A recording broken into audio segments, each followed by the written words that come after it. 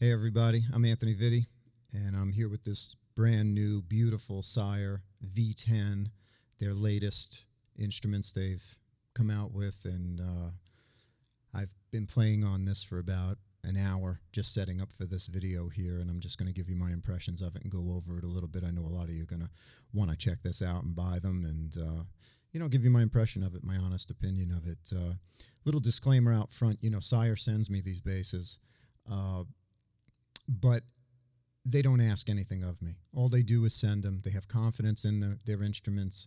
They don't ask me to do a review. They don't ask anything. They just send me the instruments, and just out of respect, I want to give my honest opinion on them, and that's why I do the videos for them. So I know some of you think maybe I get stuff from Sire or there's endorsements, or there's no endorsement. There's nothing. There's just a bass. Anybody sends me a bass, I'd do the same thing. So just giving an honest opinion of what I like. So let's get right to it. The first things on this beautiful bass, these basses are going for around $12.99, I think, and $14.99, so probably around $1,300, $1,500 for the 5-string, or for the 5-string, 4-string. Of course, I'm always playing 4 strings. I was going to get a 5-string, but I chickened out at the last minute and got a 4-string, another 4-string, because that's what I play.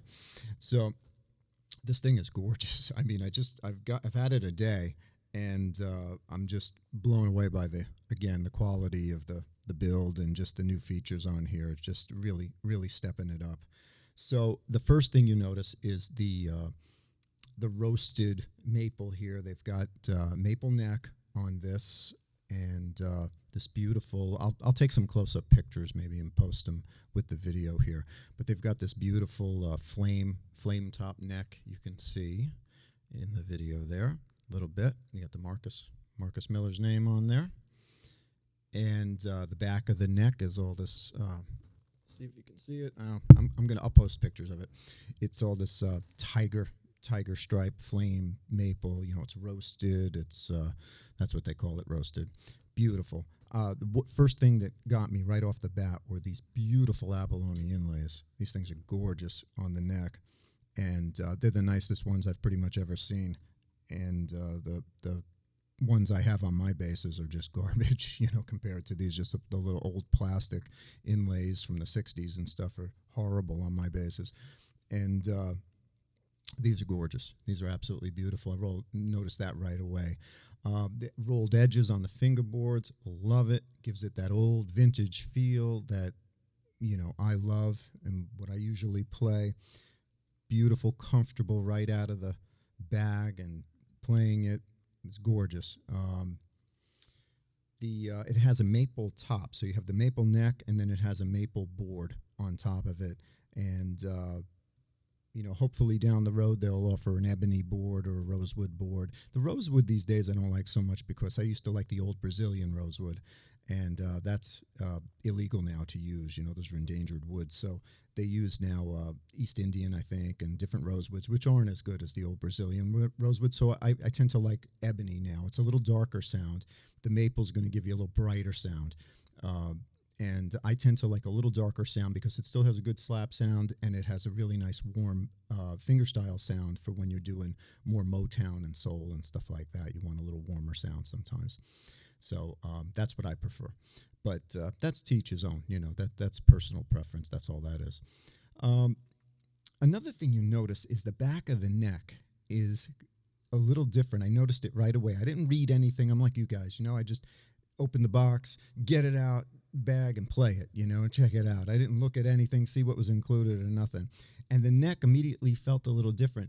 And it's not perfectly round in the back. I guess it's what they call asymmetric. It's thicker back here on the E string. You can totally feel it. And a little thinner up here on the G string. So as you're rolling your thumb down on the bass, it's beautiful. It's super comfortable. I noticed it right away. Yet it's still super familiar if you play, these jazz basses, jazz basses like I do. So gorgeous.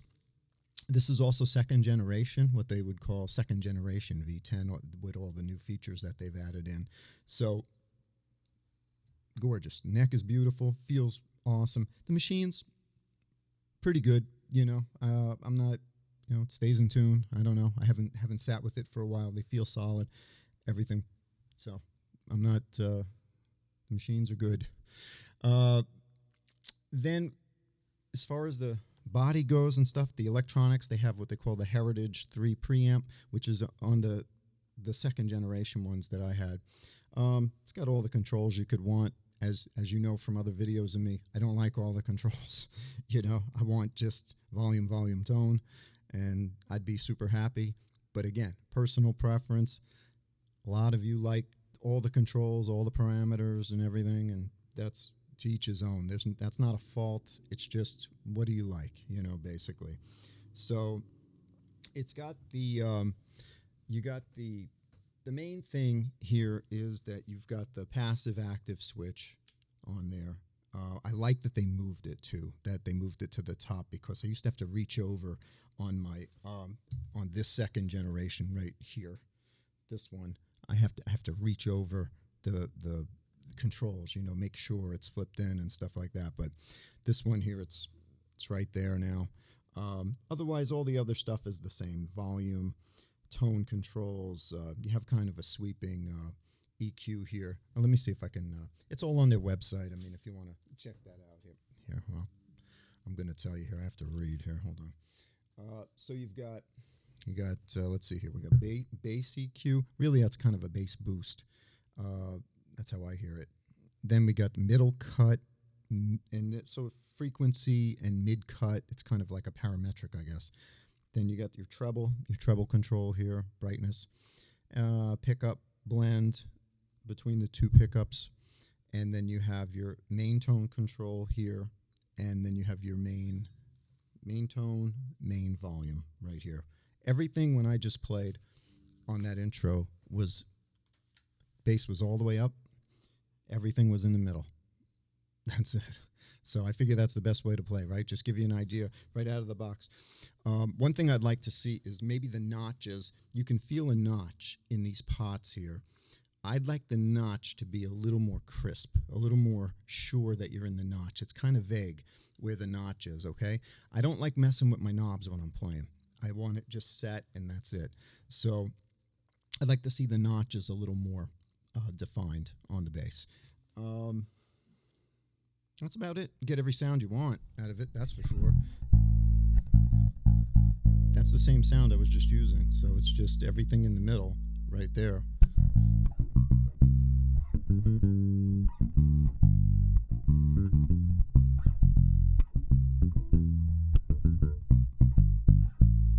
Right? Sounds pretty good.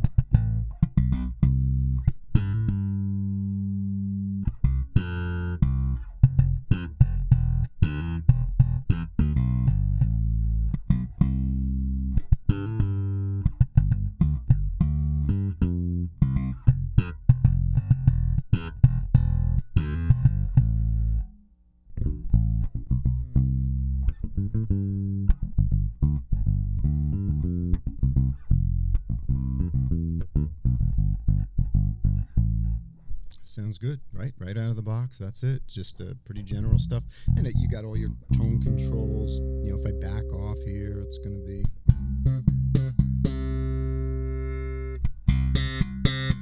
brighter. See? And I just keep it in the notch. That's it. It's good with all that. Okay. So anyway, you can look on their site. You can mess. You got every type of sound that you can want on this bass, and I wouldn't worry about that. I like it right in the middle. Sounded great. The setup was perfect right out of the box. Everything's awesome. The bridge on here is killing. It's nice and thick. Let me bang it into that bass more. It's heavy duty brass. Real reminiscent of like a vintage style bridge, but a little beefier. One thing I would like is a little more adjustment on the string spacing. I tend to like just a hair narrower, and this is more set like vintage basses where they were set. So I use generally an older style bridge where I can move the strings just a little bit and tighten them up a little bit. I like it a little bit closer, but this is a standard string spacing for like a 70s J, and it's totally comfortable. I mean, I took it out of the bag and I could play pretty well on it. I'd have to sit with it for a day or so, and really play on it. But it was pretty comfortable. It's very familiar, right out of the box. The body, beautiful. I mean, it's gorgeous, this book-matched kind of flame top here. And it's got this binding, which is wood. It's like, and there's like 2 pieces of wood here. Real high quality. I mean, just gorgeous on it. Some people don't like sharp edges on it. I don't care. I mean, it's sculpted. It's smoothed over here, and it's contoured, and it feels great. I mean, there's no problem at all with that. So I have no problem with the edges or anything like that. It feels great. The back is great on the bass.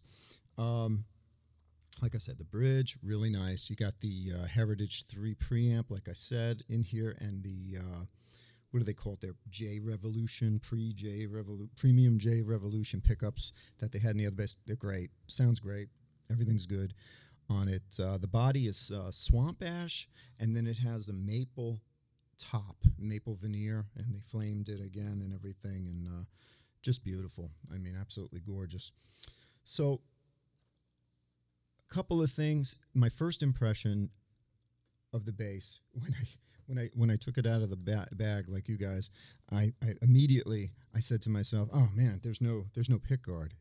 For playing slap, I use the pick guard from my distance. To get my finger under the string. That's my distance. I need the pick guard on there. Marcus uses his cover on his first pickup, and he hits his palm into it. I ram my fingers into the pick guard, and that's how I get my distance. And I'm like, oh, there's no pick guard, okay, well, no big deal, right? And then I look in the bag, and boom, there's the pick guard, nice clear pick guard you can throw on there. They just didn't put it on because they don't want to drill the holes. If you don't want it, they're not going to drill the holes in bass. Very smart, very thoughtful. A lot of people don't want the pick guard on, and then they don't want to drill holes in their body, right? So the screws are there, everything's there for it, so no beef with that. Then I was like, I plugged it in and it didn't work. And I'm like, what's going on? How come it's not working, right? And I look, and I find maybe there's probably no batteries. And so I'm like, basically this, quality, this price, they should include batteries. And then I go look in the bag, and the top of the bag, and there are the batteries. So they thought of that too. So no complaints as far as that goes. One thing that I think needs addressing is the battery compartment on it. I'll take a picture of it and I'll put it here. It's too tight. It's a little bit tight to get those two batteries in there, and they're kind of difficult to put in. You have the 4 screws, which I like. I like the back plate, the wood plate.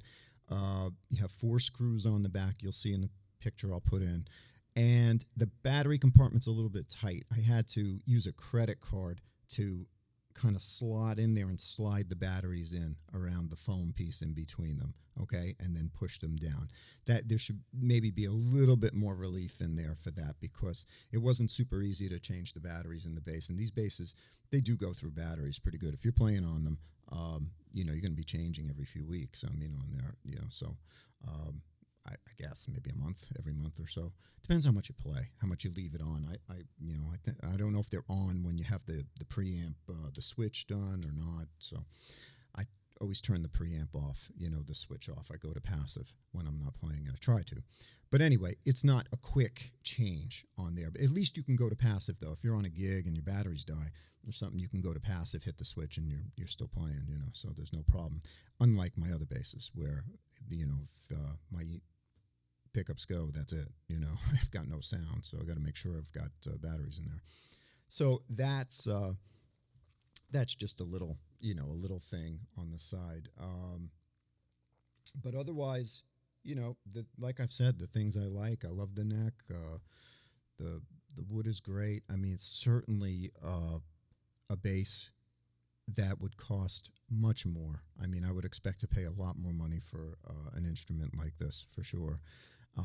Sire getting into their higher end, a higher build, a higher line of professional basses now, and I like that. There's something for everybody. You have entry level instruments. I've loved all the instruments that they've put out, and according to the price, what you can get, the value you get for the money, and the quality you get for the different prices of these instruments is not comparable to anything else out there, in my opinion. And this just steps up the game. This is getting into the pro market. You know what I mean? Although this second generation, I've played this on many gigs. This bass sounds awesome.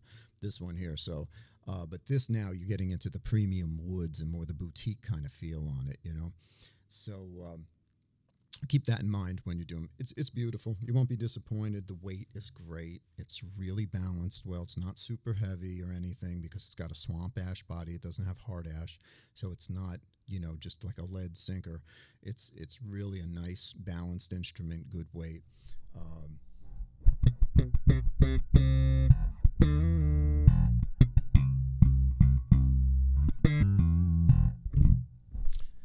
It's killing. I'm going to enjoy it. I'll probably shoot another video of it, after I've sat with it for a few months and played on it. But I'm definitely going to be using this on some gigs and checking out how it performs, how it cuts through the band and everything like that. Once you turn the volume up and you get on stage, that's the true test, is how it performs live. And I haven't heard back the recording yet, but it sounded good when I was playing it. So hopefully I'm sure it recorded very well. So thanks for listening. I'm sorry it's kind of a long video, but I know some of you want that and want to check out the impressions and stuff on it. So I hope you check out the basses and make your own opinion on them. Like I said, it's just my opinion, on the instrument. Some people like different things in an instrument, and not everything is for everybody. But you're looking for a quality jazz style instrument. I would definitely put this up there with anything that I've played. And right out of the box, it feels great. So, and it sounds great, feels great. Can't go wrong with that. This is your tool. If you're working, this is your tool. I don't put a price on my tools. It's like, you got to have the best stuff, and that's it. That's what if you make a living doing this, or even if you're just having fun in a band, you want to play on something that's great, right? So if you know it's great, then the rest is up to you, right? It's just practicing and getting your technique together, and you don't worry about whether the instrument is capable of giving you a sound or, getting a certain sound you're looking for or anything out of it. You're able to get that out. It's a matter of practicing and getting the sound out of the instrument. So thanks for listening. Sorry it's a little long-winded today, but it's the way it is, right? All right. I'll talk to you guys soon. Thanks.